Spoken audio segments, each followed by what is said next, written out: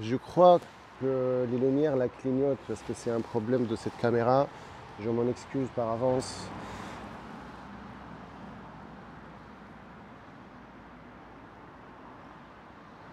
Le plus je la regarde, cette Himalaya, le plus je tombe amoureux d'elle. J'adore la ligne. Pareil, la Truxton, quand je l'ai vue, comment on peut ne pas tomber amoureux de cette ligne-là? Mais comme je disais, là, il y a la ligne rétro, par contre, des performances de dingue. Là, c'est la ligne rétro, mais des performances rétro ici. On m'a filé le catalogue. C'est un moteur de 411 cc, 24 chevaux. C'est pas beaucoup, mais apparemment, c'est assez coupleux. Refroidissement à air, huile. Il y a 5 vitesses. Alors dans les dimensions, ce qui m'intéresserait c'est la hauteur 1370 mm, hauteur de selle 800 mm, le poids 199, d'accord, c'est pas mal. Capacité de réservoir 15 litres. Testons déjà l'assise. Alors je fais 1,90 m. Première impression, je me sens un tout petit peu serré. Un tout petit peu. C'est-à-dire là, le selle là, côté mes fesses, tu vois, il faut que j'avance un peu. Par contre là, la position des mains, j'aime bien, c'est droit. Le réservoir, il a l'air un peu petit. C'est vrai que la comparer à la Truxton, ça n'a rien à voir. Et justement, encore une fois, c'est comme pour la moto Guzzi que j'ai essayé dans la dernière vidéo. Il ne faut pas que j'essaye les nouvelles motos avec l'idée qu'ils doivent être comme mes motos à moi, donc la Bonneville ou la Truxton. Voilà, il faut faire un travail un switch dans le cerveau et c'est pas facile. Donc avec la Truxton, je suis incliné. Il y a une continuité dans le réservoir avec la bulle. Il y a une continuité, c'est incroyable en fait. Par rapport à cette moto là où on est plus, il y a une sensation de quelque chose de plus compact, mais j'aime beaucoup la position de mes bras.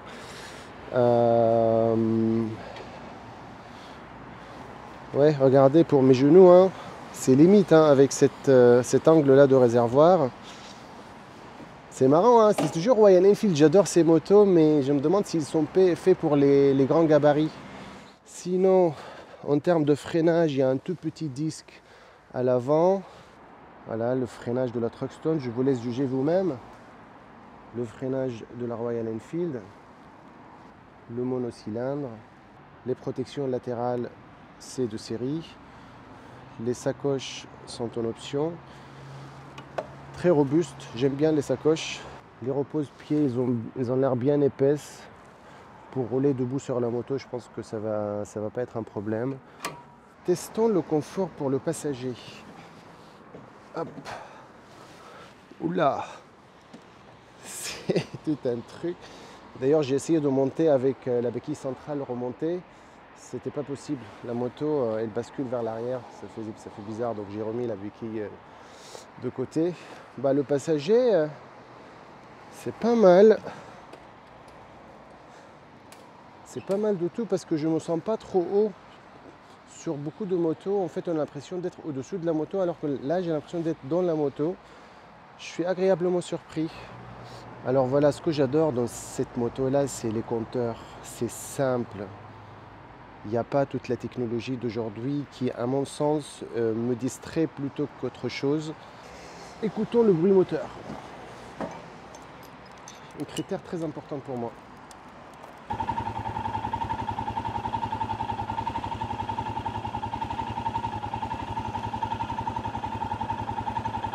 Il y a un truc.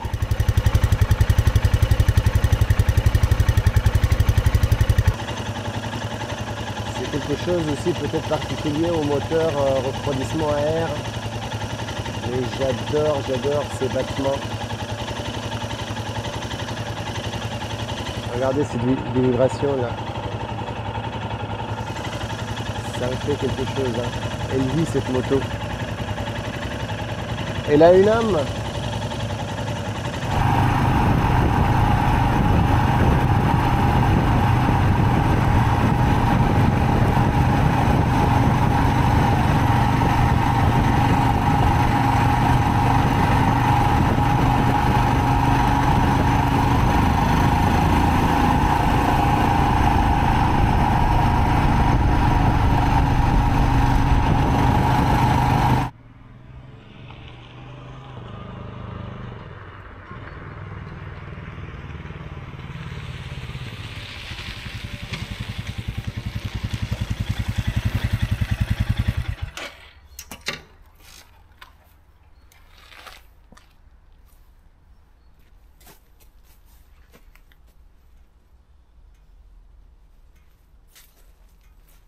Dommage!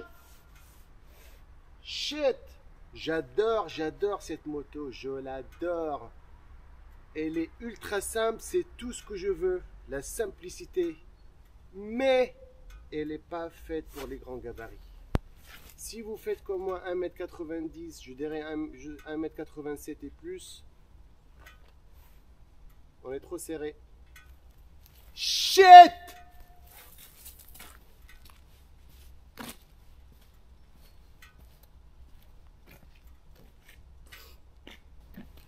La suspension par contre c'est un peu ferme. Ça me déplaît un peu. Parce que là j'ai pris ce chemin un peu off-road. Par rapport à la Moto Guzzi V85 TT, ça n'a rien à voir. L'autre c'est vraiment, les suspensions sont vraiment souples. Très agréables.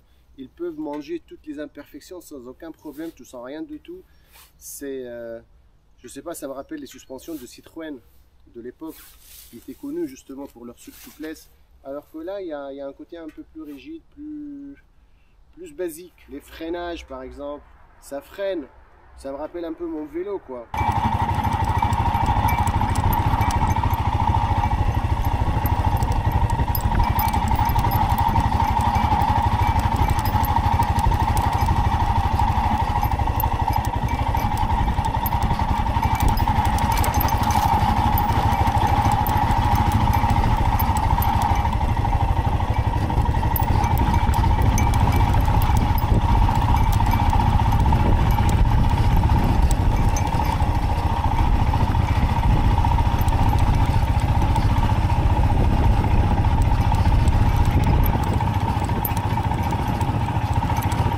Bon, off-road, c'est pas vraiment mon truc. Hein. Là, ça fait un quart d'heure, j'ai pris ce chemin-là. Je connais très bien le coin du bassin, mais j'ai jamais pris des chemins off-road. Je sais pas par où on va sortir. Mais voilà, c'est un chemin où il y a pas mal de bosses. C'est très sablonneux, je sais pas si c'est le mot.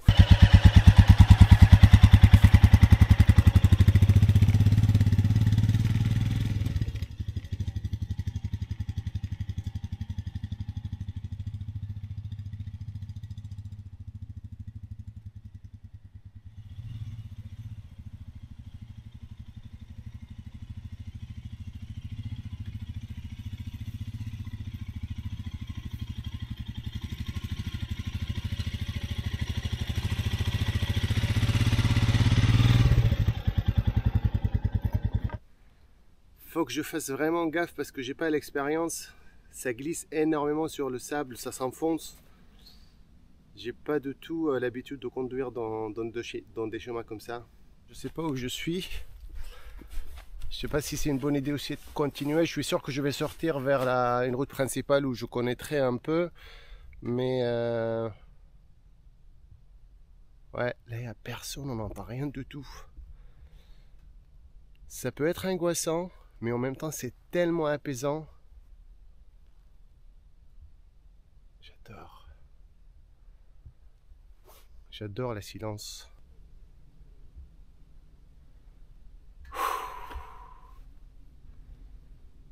Je crois que les bruits parasites des voitures, de la civilisation, de toute façon, c'est une source d'angoisse. Et de temps en temps, s'évader comme ça, là où il y a les oiseaux, là où se cachent les animaux, se reconnecter avec nos sources, avec nos racines.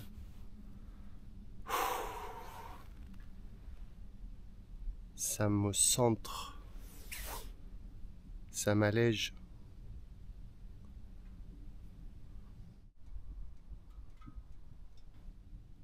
Ça peut être très très sympa de faire du off-road en fait, pour me retrouver dans ces endroits calmes comme ça.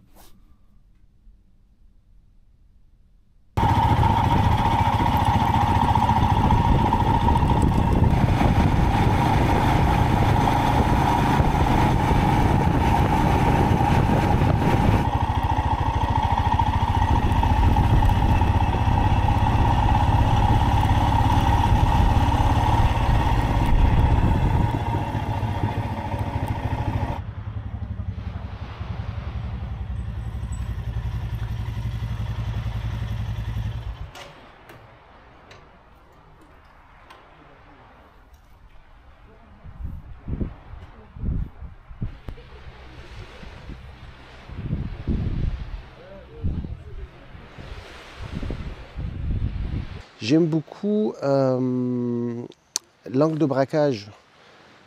C'est très, enfin voilà, c'est très facile de tourner dans des espaces très étroits là où j'étais par exemple. Et elle est assez maniable, assez légère. Le centre de gravité aussi, j'ai beaucoup aimé dans cette moto. Elle est assez haute. Pour moi, c'est parfait. Sur ma Bonneville, sur la Truckstone, ça va très bien, mais sur la Bonneville, je sais pas, quand je tourne et je braque à fond, j'ai pas l'équilibre, alors que sur celle-là, je me sens vraiment à l'aise. Voilà, c'est très bien, je trouve. Qu'est-ce que je peux dire de plus? Des vibrations, oui, il y a des vibrations sur cette moto, mais ça fait partie de son charme en fait. C'est pas des vibrations qui m'ont dérangé à aucun moment. Justement, ça vibre de partout, c'est dans le sens du vivant. C'était pas quelque chose qui m'a fatigué par exemple en conduisant. Pas de sixième rapport, ça me gêne pas du tout parce que non mais franchement le moteur il est je veux dire, tout de suite, tu vas comprendre qu'il n'est pas fait pour monter dans les tours. Mais pas du tout, quoi. Très vite, tu vas sentir qu'il faut changer de rapport. Et rouler tout le temps en douceur. Et c'est ça qui est agréable. En fait, elle est conçue pour ça. Et ça, tu le sens vraiment. Hein. Tu roules et tu changes les rapports un après l'autre. Tu arrives au cinquième. Elle roule. Là, tout à l'heure, j'étais à 100 km/h. Ça va, hein. Je me rappelle une fois, j'ai discuté avec quelqu'un qui m'a dit oui, Carlos Santana, je sais pas, il n'y a pas grand chose quand il fait de la guitare, ça bouge pas, etc. Je lui dis mais quand même, tu peux pas dire ça quoi. Quand tu entends une note de Carlos Santana, quand il fait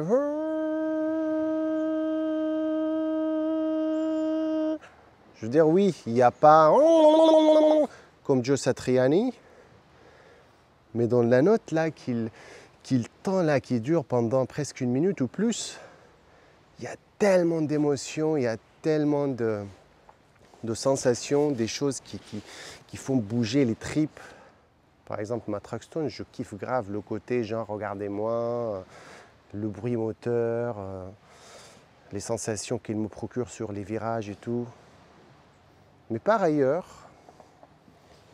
des motos comme celle-là, ça me procure aussi énormément de satisfaction de par sa simplicité.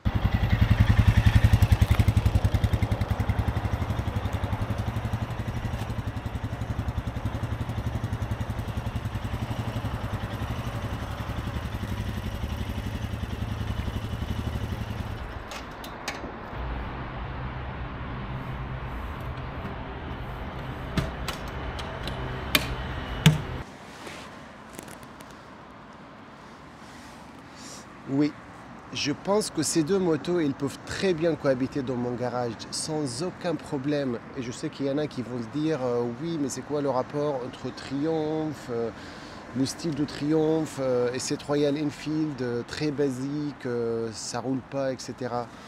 Mais pour moi,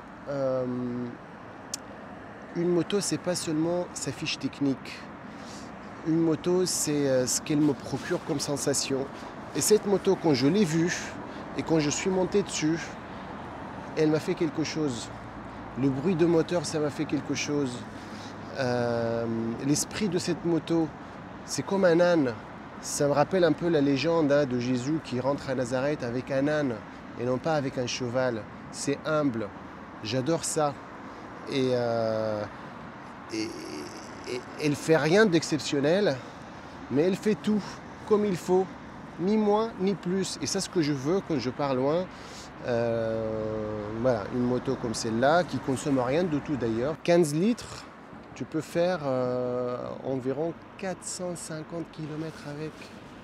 Je regrette juste le fait qu'elle n'est pas faite pour les grands gabarits. Je vais vous montrer en plus. C'est pas seulement mon genou, hein. Le problème, c'est aussi le pli des jambes. Déjà là, ça touche à l'angle de la moto, mais le pli des jambes, je trouve que le repose-pied, il est un peu trop vers l'arrière. Pour moi, en tout cas, j'aurais préféré que mes pieds soient plus vers ici, en angle droit, quoi, 90 degrés. Je ne demande pas à ce que ça soit style Harley, mais au moins comme ça, comme la Bonneville, quoi. Là, c'est trop vers l'arrière, je trouve ça bizarre, on dirait une moto sportive. En termes de prix, pour terminer, je peux trouver en occasion entre 3000 et 2007, voire 2005 de cette génération-là. Je crois que c'est la génération après 2020 ou 2021. C'est le modèle sortant. Il va y avoir en avril donc, le nouveau modèle Himalayan qui a été complètement transformé. Là, on ne parle pas comme la moto Guzzi, la V85 TT, qui va avoir une légère amélioration. Ça va être chez Royal Enfield un nouveau design, une moto plus robuste, plus puissante, plus grande. Elle fait tout mieux, elle freine mieux, les suspensions sont meilleures, parce que là les suspensions sont assez basiques. Là c'est quelque chose que ouais, je ne suis pas très fan. Hein. J'aime beaucoup de choses dans cette moto, mais les suspensions je les trouve un peu raides. Elle est un peu compacte, mais sinon une super moto. Je vais vous montrer la clé. Parce que j'adore le logo Royal Enfield, ça n'a pas bougé depuis des siècles, quoi.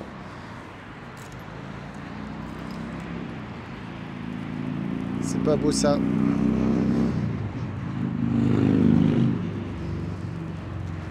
L'héritage. Voilà les amis, j'espère que vous avez aimé cet épisode. Je suis toujours à la recherche de ma moto pour les longs voyages. Il y a un monsieur qui s'appelle Patrick, d'ailleurs je te salue Patrick, qui habite dans le Lot-et-Garonne, c'est pas loin d'ici, on est à peut-être 1h30, 2 heures, parce que la dernière fois j'ai parlé de mon envie de tester aussi des motos plus rétro, mais qui sont aussi des motos anciennes ou des années 80-90 qui sont déjà rétro parce que c'est leur époque. Et j'ai parlé de la Honda Transalp que j'aimais beaucoup, et il m'a dit si vous voulez, j'en ai une, tu peux venir quand tu veux pour l'essayer. Donc merci beaucoup Patrick, je pense que ça sera la vidéo de la prochaine épisode, hein, on croise les doigts. Mais en tout cas voilà, dites-moi ce que vous en pensez vous de cette Royal Enfield Himalayan. Me concernant, malheureusement, voilà, elle est un peu petite pour moi. J'aimerais remercier énormément Holly Motors qui sont sur le bassin d'Arcachon, un super endroit, des mecs super sympas. Et ils font la préparation moto. Il y a énormément de belles choses à l'intérieur. Je vais vous montrer des motos rétro, des motos vintage, des motos récentes, mais tout est fait avec beaucoup de goût.